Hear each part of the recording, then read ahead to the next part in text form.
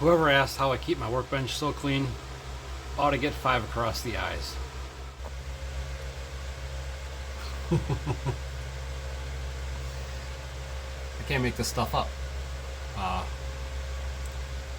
wasn't planning on making a video, but might as well dig in at this point. So as you can see behind me, things aren't as good as they could be. Could be worse, but could be a lot better. Well, the way my shop is set up, I just have to always be fucking with something. And yeah, so I was literally an hour ago working on the tune on this thing. And just dialing stuff in, getting ready to like basically go back to the track and make another rip or something and double check this air fuel situation. And I was revving it up, and all of a sudden I was hearing, I'd rev it, it would clunk like it was going into gear, and the back wheel would chatter. And I wasn't sure of what I was even hearing because it caught me by totally off guard. So I did it like 2 more times. I revved it way up, and it would clunk, and it would try to, like it was trying to go into gear. But I do not have an auto shift setup on this thing, so it's not like it was hitting an RPM and triggering a shifter. And also, there's no air in the system. The shifter physically can't do anything. So my first thought was, well, let's just go through the clutch and make sure something's not broke in there and spinning around and hitting another piece of the trans and making things move, and who knows. Clutch, it's all laying back there. That all came apart, looked fine.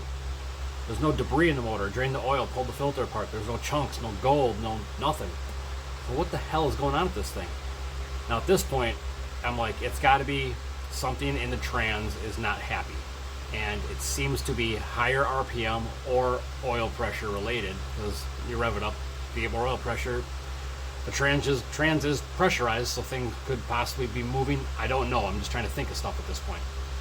So we got the motor out, and we've been looking for a situation in the trans, and I think I found something. I'm almost positive actually what it is. I don't know how I missed this. All I can think is I've had this thing apart so many different times that the last time I put this together after checking stuff out is I fucked up and missed something. I'm telling you guys, I'm an idiot. You shouldn't be watching this channel to listen to anything I say. But I think I figured out what the issue is, and I think I got lucky that there's no major damage. Maybe a couple little burrs or a couple of nicks I can just kind of blend out. But my goal is to get this corrected and get this back in the bike and get it running by tomorrow. It's like whatever, going on 7 o'clock on Saturday night. So I'm gonna make some dinner and address this, get some cleaning, get some case sealer, and see if I can get the cases back together tonight. We'll worry about putting it back in tomorrow. But for now, I'm gonna show you what I found. So I'll try to show this as best I can. So we are in neutral right now, and I'm spinning stuff, and I'm looking for slop, something, anything that can move with either oil pressure coming through the trans, something goofy, whatever. Looking for things to move. We'll get over to second gear here, and this moves a lot. It moves so much, as a matter of fact, that if you watch this, that's a little excessive. Well, I think what's happening is when I was free revving it in neutral,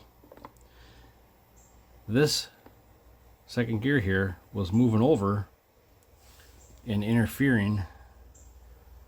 Right, ooh, I gotta figure out how to show you this. Right here. In fact, if I, right now, actually hit, hear that? And if I'm doing it the right way, it'll actually lock itself up.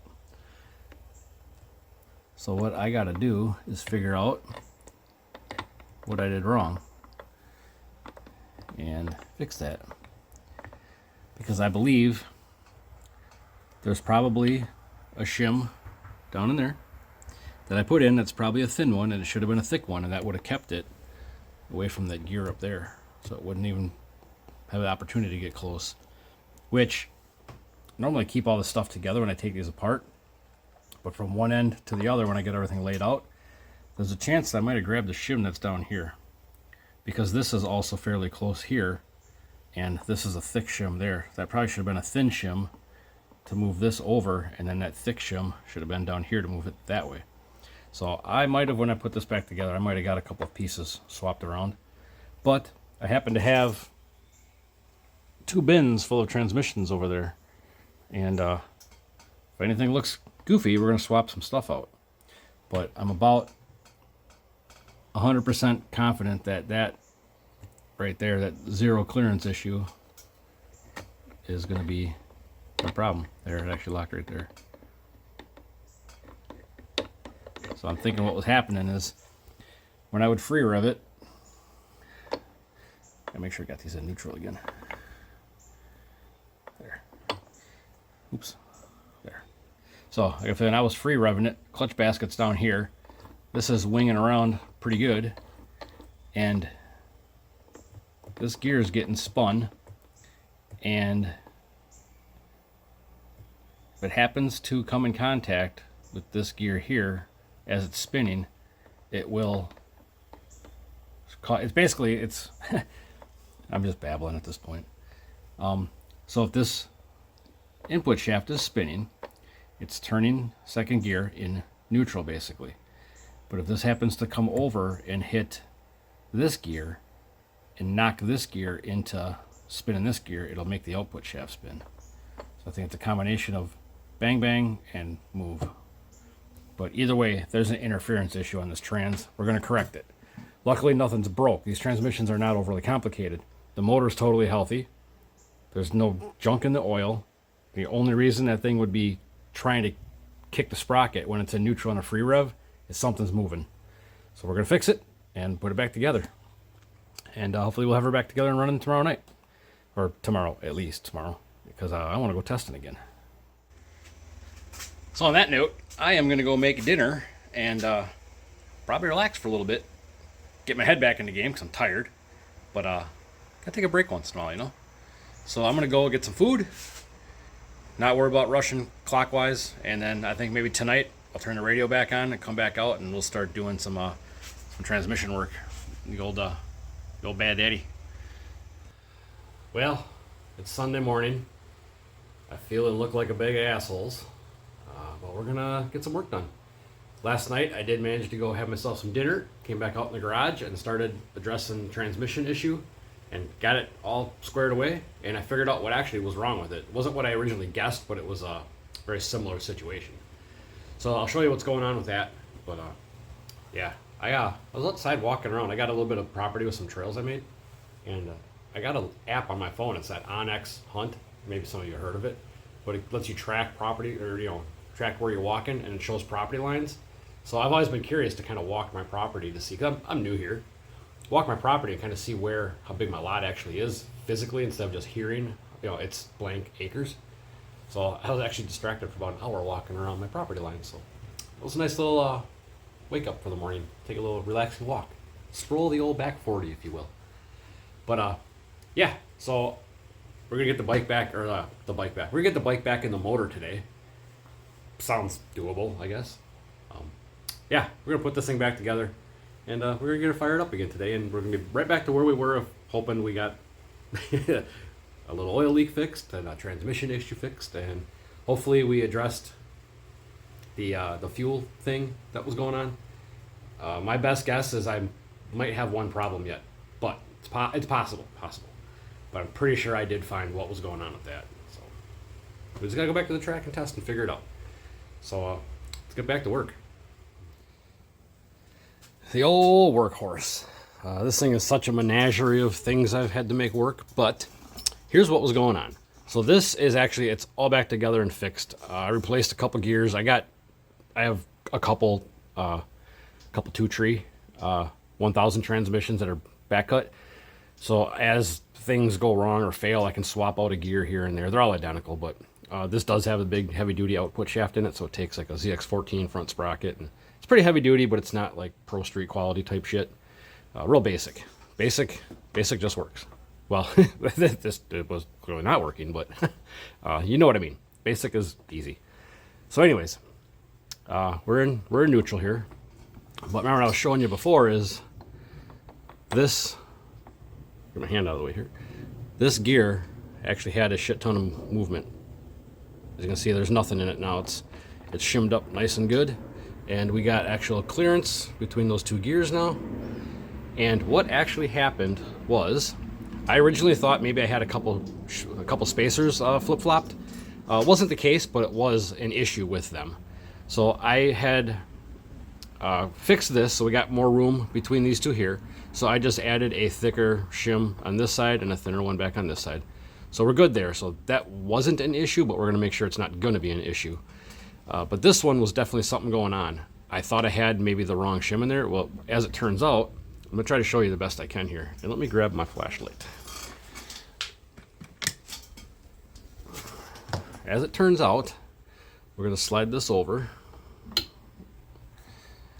I originally thought that, you can see, there's a, oh, that's bad light there.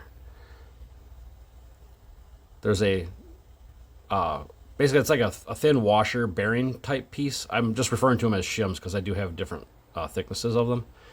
But that's what takes the slack out of that gear moving back and forth on the shaft. And then I'm really trying to get you good light here, guys. I'm sorry. So there's also a snap ring in there. And I'll try to rotate the shaft so you can see the snap ring. It's going to come around right there. So maybe now you get a better idea of what I'm talking about. Snap ring, shim slash bearing slash washer, gear. What actually happened was that snap ring that was in there, I'm trying to not get you seasick. So that snap ring that was in there, it was fatigued, old, stretched, whatever. It had minimal tension on it, and it had jumped out of that groove. So that snap ring actually, through all the spinning and whatever, I don't know exactly, is if it caught the edge, you know, the open end of that snap ring caught as it was spinning with this gear. It might have been just spinning free and hooked on a spline on the shaft or something, but it expanded it out and jumped it out of its groove, so this gear could actually slide over to where it shouldn't be. It was actually locking up on that one. That was our clunk I was hearing. It was such an odd thing. I've never had that happen before, where you just rev the bike and all of a sudden the transmission clunk like it's trying to go into gear. Real bizarre thing, but I'm convinced everything happens for a reason. We figured out what was going on. I had this gear is new because I had one dog down there that had a chipped off corner. Actually, it's right here. Let's see if I can show you. I got to find it first. This side. Where is it? I'm gonna. This side? What the hell am I looking at? Why am I missing it now? Oh, you know what? My bad. This was actually, that was a different gear. That was out of a 600 trans. I was trying some different stuff. My bad. I already put my stuff away. I replaced this gear. I kept the old one and put it back on a dummy shaft where I just keep my gears in order, so I know if I need to grab something, it's you know, whatever one in the stack here. But anyway, what happened was one of the dogs on this gear actually had a pretty good sized chunk missing off the corner of one of the dogs. So I just went ahead and replaced it with this one and put it all back together, double checked my clearances and my shimming and whatever, and we're good to go. I'm going to get going on putting some sealer on here and dropping that case half back on there. And I won't show you putting the whole thing back together because you've seen it before, but I might do a little clip on putting it back in the bike, and then we just got a bunch of stuff we got to bolt back up, try to get her fired up this afternoon.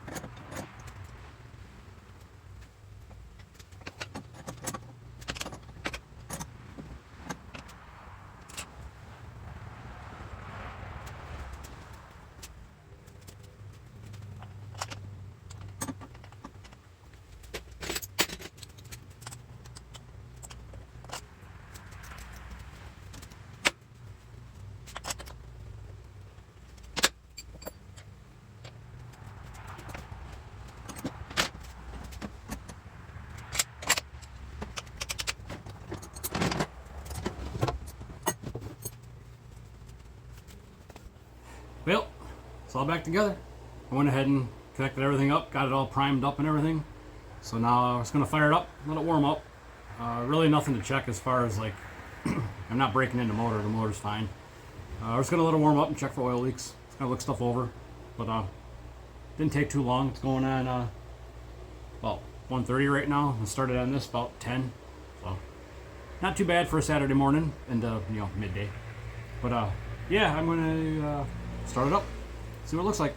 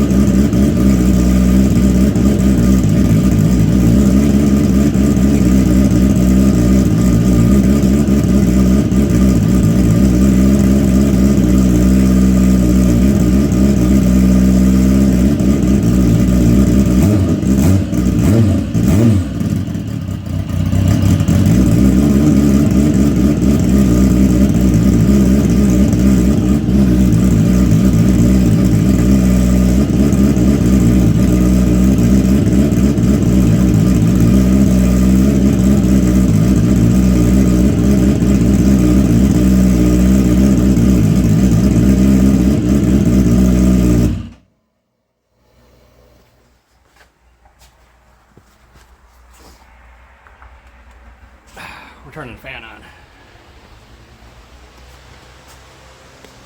A savior. It's the only drawback to methanol in a confined area. It gets kind of pungent, and I didn't think of it when I had the fan off so you could hear me talk, and I never turned it on when I started the bike, so that was my bad. But she's she or he, whatever pronoun it decided on, I haven't heard yet. Back together and running, and I'm gonna let it cool back down. I only got about 100 degrees, so I'm gonna let it cool back down, start it again, just check for leaks and kind of keep putting a little heat into it. Like I said, we're not looking for anything major as far as a motor breaking or nothing. Just want to make sure everything's working and not leaking. I didn't forget anything. And yeah, I think I'm gonna wrap this one up because I want to go ride my motorcycle around. Not this one, that one. So sorry. all together, I think this was just it was meant to be as far as a project. I hadn't planned on tearing my motor apart. Well, not really all the way apart, but I hadn't planned on digging into it like this. But that stupid oil leak on that pushrod seal had been bugging me for a while. So having this little mishap with the trans and that little snap ring just kind of jumping out for whatever reason, I truly think it was just a fatigued old snap ring. It didn't have a lot of tension on it to keep it in place. I think it just caught on the splines of the trans as things were spinning and moving. I think it just caught and kind of unsprung itself and moved over. all I can think of. But it's got new snap rings in there. Everything's nice and sturdy and shimmed up correctly again. So one problem kind of led me to fixing a couple others. So altogether, I think it was kind of fun. I only started on this yesterday afternoon, and now it's midday on Sunday, and probably ready to go back to the track, I suppose. But for now, that's it. Hope you didn't mind tagging along on this little struggle bus. One of these days, I'll have my shit together, and between the tuning and stupid mechanical shit, I get back on track here. I've been on the struggle bus lately. Last year was so much easier. But we'll keep pushing through it. See you on the next one.